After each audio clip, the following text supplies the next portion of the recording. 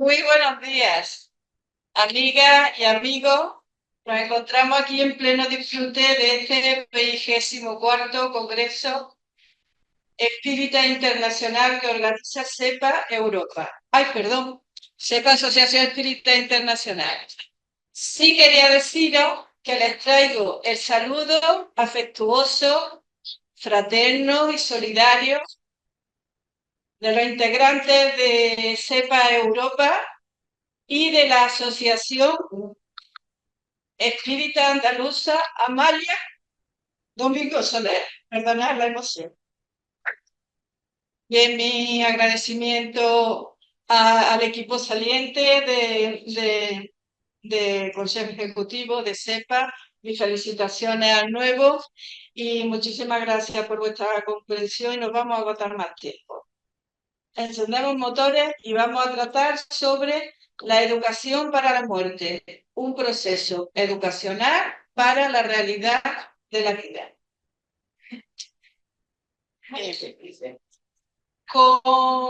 Con este título vamos a compartir algunas reflexiones sobre la necesidad de la educación para la muerte. Ayer nos dijo Mauro que la muerte no existe. Vamos a seguir abundando en eso. A ver qué conclusiones sacamos de todo esto. Bien, pues nuestro abordaje sobre la educación para la muerte va a ser a partir de la inmortalidad del alma, comprendiendo que la muerte solo es el término de una experiencia material y el retorno a la vida libre del espíritu. Y entendiendo que el ser humano debiera ser educado no solo para esta vida actual, sino también en prepararnos para existencias futuras, a través de un perfeccionamiento intelectual y moral en una alternancia evolutiva entre el mundo material y espiritual dentro de un largo proceso educacional evolutivo. Con esto podríamos decir que es la conclusión del trabajo que vamos a presentar verdaderamente, pero vamos a ir desmenuzando un poquito en la medida de lo que el tiempo nos dé posible. Bien. Una de las grandes cuestiones que siempre ha preocupado a los seres humanos es el problema de la muerte. Estamos rodeados para esta intervención. He parado también mi cronómetro y voy a continuar, ¿no? Cuando me digáis. ¿Continúo? Bien, bueno. Pues en cuanto a la cuestión esta del problema de la muerte, una gran mayoría la concibe como el fin de la vida para siempre. Sí, es que se va cayendo. Ahora no. Gracias. Y esta gente que la concibe la muerte como el fin de la vida para siempre, sienten un profundo temor por el destino que le espera en el más allá. Esta equivocada concepción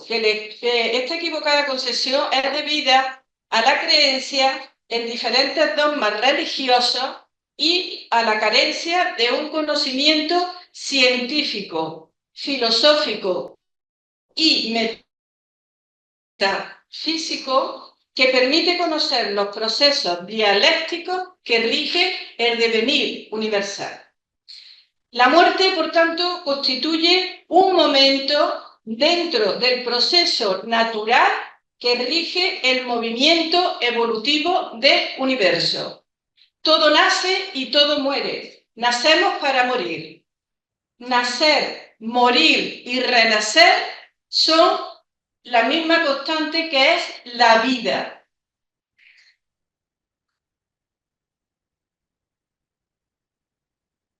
Ayer dejó muy claro el proceso, se habló sobre ciencia, yo lo voy a tocar un poquito dentro de que no es mi campo de dominio, pero es bueno recordar algo. La ciencia física y cuántica y química representadas en las personas de Hermann Helmholtz y William Crookes han demostrado la existencia de una energía única que ni se crea ni se destruye. Solo se transforma. Por su parte, Albert Einstein nos dice que la materia densa es la misma energía, solo que está transformada por la acción del movimiento. Asimismo, Max Planck nos explica cómo la energía a través de los cuantos se transforma en materia. Y los últimos adelantos científicos han demostrado, mediante la desintegración del átomo, cómo esta pequeña porción de materia, imperceptible a los sentidos, libera gran cantidad de energía. Esa unidades tan mínimas y tan microscópicas la explicó muy bien ayer Mauro. Todo el universo material está integrado por átomos. Los mismos, en virtud de leyes químico-físicas y metafísicas, se fusionan con otros átomos para formar la molécula. Estas constituyen la base mínima que integra las sustancias, órganos y cuerpos. Estructurada así la materia, actúa sobre ella un proceso químico natural de degeneración o corrupción, determinado por el incesante movimiento universal, así como del tiempo y de los elementos, originando una lenta, constante y progresiva pérdida de energía de sus átomos que va a ir mermando la fuerza de cohesión de su estructura atómica, produciendo lo que comúnmente denominamos envejecimiento y muerte. Todos estamos sujetos a ese proceso. Es inevitable, así es la vida. Al producirse la separación definitiva de los debilitados átomos, estos se dispersan por el universo para reciclarse de energía y luego formar nuevas moléculas y nuevos cuerpos para la continuidad de la vida. Este es el proceso natural de la vida y de la muerte. En definitiva, una redistribución de materia y energía.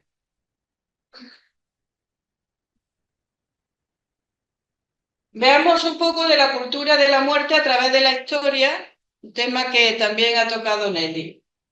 Los antiguos filósofos griegos que conocían perfectamente este proceso natural, sobre todo Anaxágoras, Leucipo y Demócrito, que fueron los teóricos de la doctrina atómica, lo denominaron generación y corrupción. Heráclito, llamado el padre de la dialéctica, con su postulado panta rei, todo cambia, nos demuestra que esta generación y corrupción constituye un movimiento dialéctico en constante transformación. En consecuencia, y visto este proceso natural, tenemos que la mal llamada muerte no es más que un momento necesario dentro del proceso dialéctico que mueve el universo, el cual está en un constante devenir, de cambio. Todo deviene en su contrario. Eso lo explica muy bien Heráclito, como uno de los predecesores de la filosofía clásica y moderna. Así pues, la muerte constituye un momento necesario dentro de nuestra vida espiritual.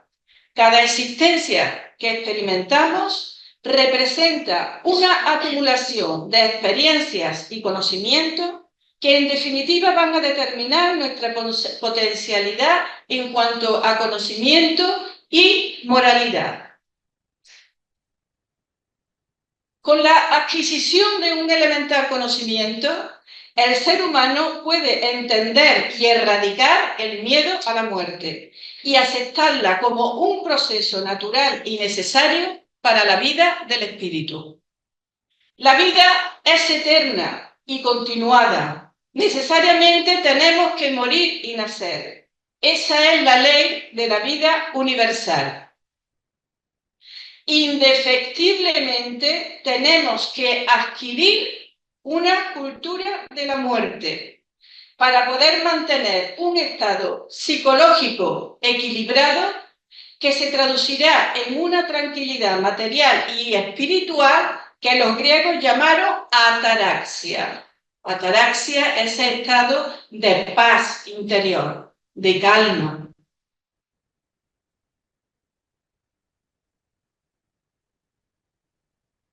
El fenómeno biológico de la muerte, desde la aparición de la humanidad en la Tierra, ha sido observado en algunas culturas como la continuidad de la vida, siendo estrechamente relacionadas con las creencias religiosas sobre la naturaleza de la muerte y la existencia de una vida después de ella, y en algunas otras como la negación absoluta de la misma, especialmente en la cultura occidental, nuestra cultura, donde las religiones han influido notoriamente sobre sus adeptos, creándoles un cielo o un infierno donde estarán irremediablemente destinados hasta el fin de los tiempos. Todo ritual que acompaña a la desencarnación del ser implica importantes funciones psicológicas, sociológicas y simbólicas para los miembros de una colectividad, y tiene que ver no solo con la preparación y despedida del cadáver, sino también con la satisfacción de los familiares y la permanencia del espíritu del fallecido entre ellos.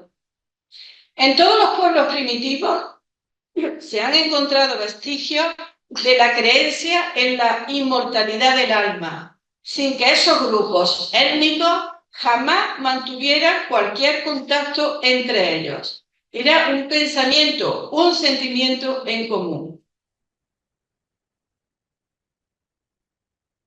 Los primeros entierros que se tienen evidencia son grupos de Homo sapiens. Los restos arqueológicos indican que ya el hombre de Neandertal pintaba a sus muertos con ocre rojo. Las prácticas de lavar el cuerpo, vestirlo con ropas especiales y adornarlo con objetos religiosos o amuletos son muy comunes. A veces al fallecido se le atan los pies, tal vez con la intención de impedir que el espíritu salga del cuerpo.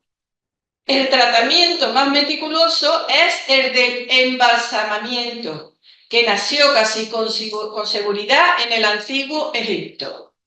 Los egipcios creían que el cuerpo tenía que estar intacto para que el alma pudiera pasar a la siguiente vida.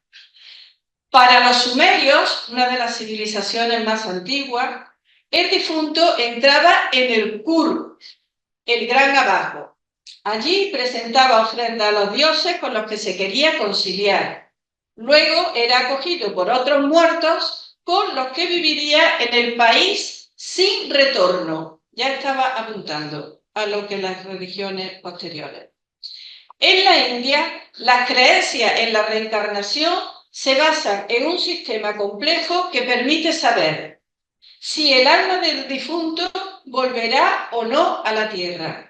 Según el hinduismo, existen 16 puertas divididas en 3 grupos por las que el alma podría salir. En Grecia, Egipto y China, los esclavos a veces eran enterrados con sus amos, ya que se creía que en la otra vida el muerto iba a seguir necesitando sus servicios. Eso pasaba también en la cultura egipcia. Las pirámides eran enterrados, el faraón con toda su plebe y todo lo que necesitaba, incluido alimentos, bebidas, tesoros y todo lo que tuviese. En Tailandia, después de la cremación del monarca, el nuevo rey y los miembros de la familia real tradicionalmente buscaban entre las cenizas fragmentos de huesos. Estas reliquias se convertirían en objetos de culto. Pueblos griegos y latinos representaban a la muerte como una figura triste, como una antorcha apagada. En el cristianismo se simboliza con un esqueleto armado de una guadaña. El ritual funerario varía acorde con las costumbres de cada pueblo. La cremación se practica en algunas culturas con la intención de liberar el espíritu del muerto. La exposición al aire libre es común en las regiones árticas, normal, estaría como en un frigorífico de los que hay aquí en los tanatorios. Prácticas menos comunes son arrojar el cadáver al agua después de un traslado en barco y el canibalismo.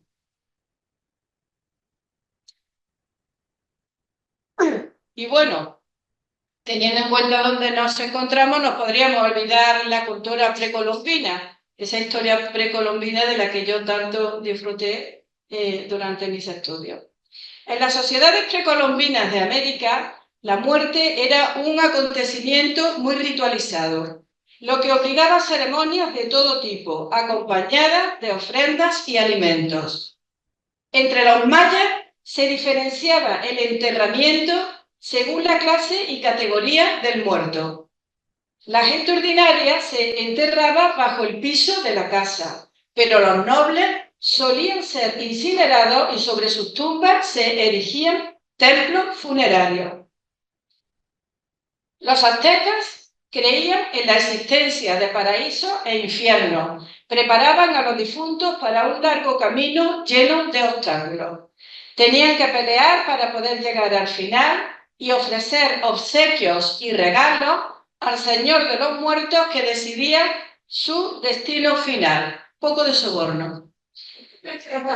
Entre los indígenas americanos se creía que el alma de los difuntos viajaba a otra parte del universo, donde disfrutaba de una vida placentera mientras que desarrollaba las actividades cotidianas. El alma de los desdichados o perversos vagaba por los alrededores de sus antiguas viviendas, provocando desgracia. La Iglesia Católica instituyó el 2 de noviembre como el Día de los Difuntos. Bueno, yo me estaba pasando factura todo ayer.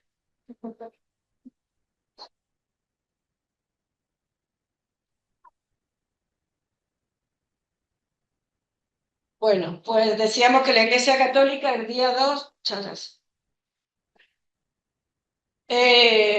instituyó el 2 de noviembre como el Día de los Difuntos, cuyo objetivo es interceder ante Dios con oraciones, sacrificios y limosnas. Vemos aquí ya, anteriormente ya sabemos cuál es el origen de todo esto, ¿verdad? Pues sacrificios y limosnas por las almas del purgatorio para que abandonen esta morada y vayan al cielo. Fue declarado por primera vez este día en los monasterios cluniacenses en el año 998. En culturas como la mexicana, se cree que las almas de los muertos vienen a visitar a sus amigos y familiares. Para ellos no es un día de duelo, el 2 de noviembre, sino de celebración, con desfiles, mercadillos y conciertos. En las sociedades occidentales modernas, los rituales funerarios engloban velatorios, procesiones, tañido de campanas y celebración de un rito religioso. El deseo de mantener viva la memoria del difunto ha dado lugar a muchos tipos de actos, como la conservación de una parte del cuerpo como reliquia, la construcción de mausoleos, la lectura de elegías, algunas de ellas muy bellas, como la de Miguel Hernández, y la inscripción de un epitafio en la tumba.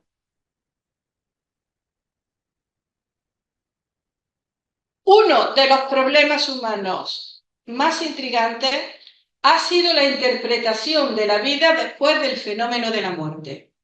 Saber si la vida se acaba cuando sufre la transformación material ha constituido un gran desafío para la inteligencia.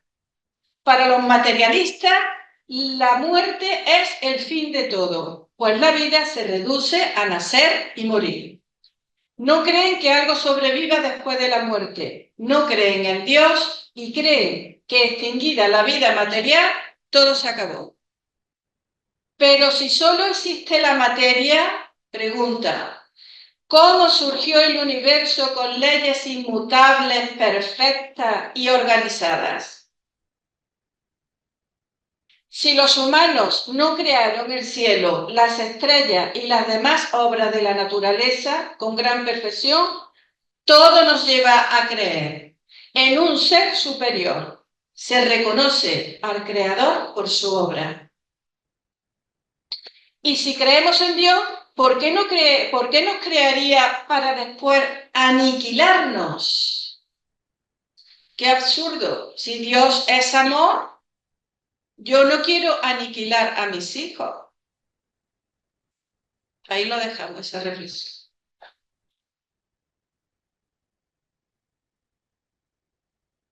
La Iglesia decidió arreglar en parte el equívoco de las penas eternas en el año 593, creando el purgatorio, sitio donde las personas que tenían pecados leves podían ser salvados con oraciones pagadas. En la época de la Inquisición existían las llamadas indulgencias, nuevamente, dinero, money, donde cada pecado tenía un precio. De acuerdo a esto, solo los ricos que estaban en el purgatorio podían ser salvados, pues los pobres no tenían dinero, o como se suele decir, ni para caerse muertos.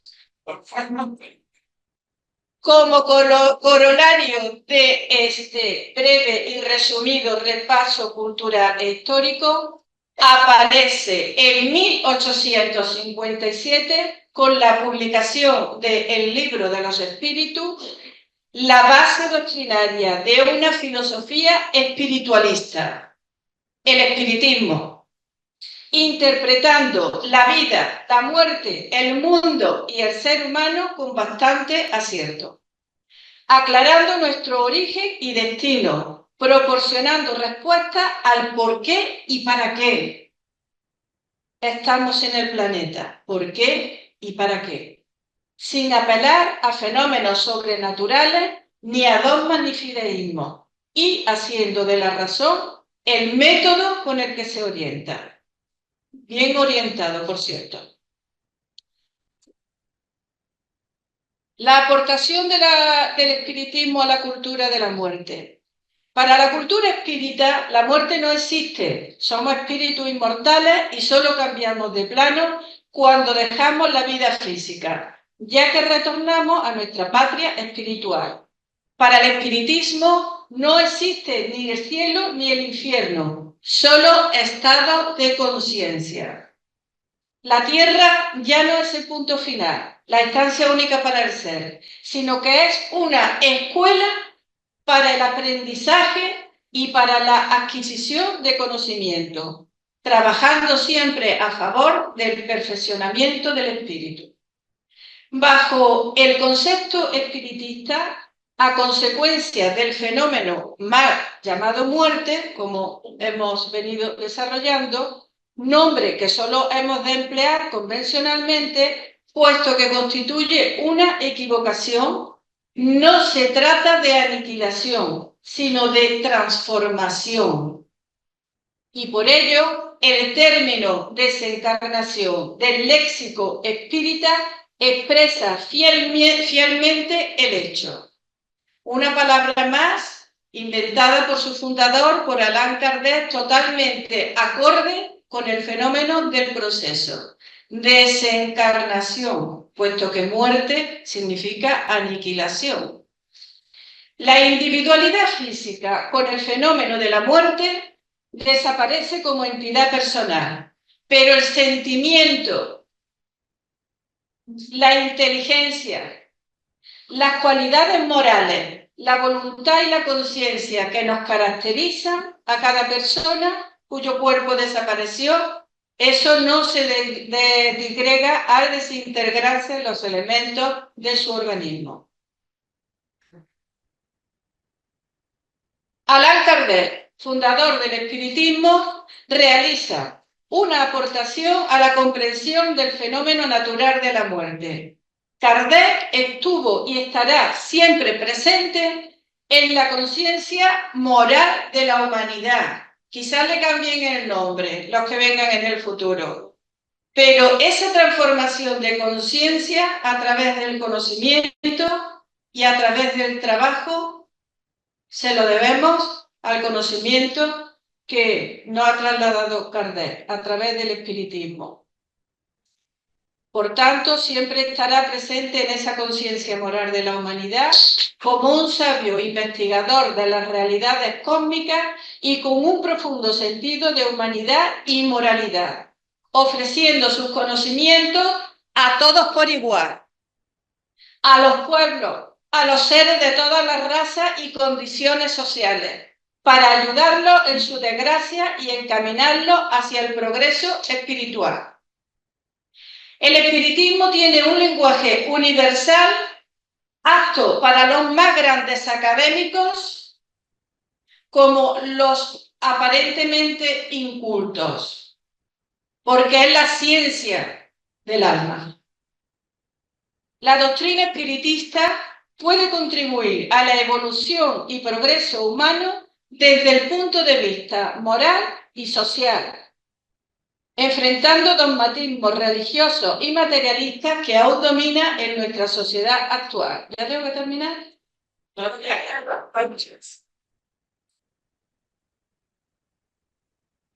Pues vamos a terminar. Yo estoy apuntándome a los puntos y las comas que estableció nuestro amigo José. Vamos a terminar con la siguiente conclusión. Una educación para la muerte dada en las escuelas de todos los grados, esto ya lo apuntaron aquellos diputados espiritistas en el sexenio progresista que corresponde a nuestra historia de España, cuando José Navarrete, Manuel Corchado y Juarbe y Anastasio propusieron en las Cortes del sexenio progresista en España que el espiritismo formase parte de la enseñanza secundaria en las facultades de Filosofía y Letras. Un golpe de Estado de la Benemérita acabó con las libertades y, lógicamente, fue abortado el proyecto. Pero eso consta en el acta de sesiones y dejó ahí su semilla. Y aquí estamos retomándolo y procurando que eso se haga una realidad, la cual no me cabe duda. Si no es con un nombre, con el otro. Pero eso tiene que suceder. Si no, esta historia se acaba. Y cuando hablo de la historia del planeta y de todo lo que nos envuelve. Tenemos que transformarnos en ideas, en condición, sentir, porque decir es fácil. Yo estoy aquí leyéndome un panfleto, aquí estáis todos con la boquita abierta y esto es muy fácil, cualquiera de vosotros lo pasa y también lo hace. Sentir corresponde a lo más íntimo de la persona, del ser espiritual. Y el espiritismo habla a sentimiento, remueve conciencias y viene a despertarnos para dar ese salto cuántico que anhelamos y que necesitamos. Estoy saliendo del protocolo. Disculparme. Bueno, pues ya del tirón, José, no te preocupes. Todo el empeño debería concentrarse en una orientación ética de la vida humana, basada en el derecho a la vida comunitaria libre, en que todos los ciudadanos puedan gozar de los derechos humanos y sociales, sin restricciones de orden social, político, cultural, racial o de castas. Lo importante será demostrar objetivamente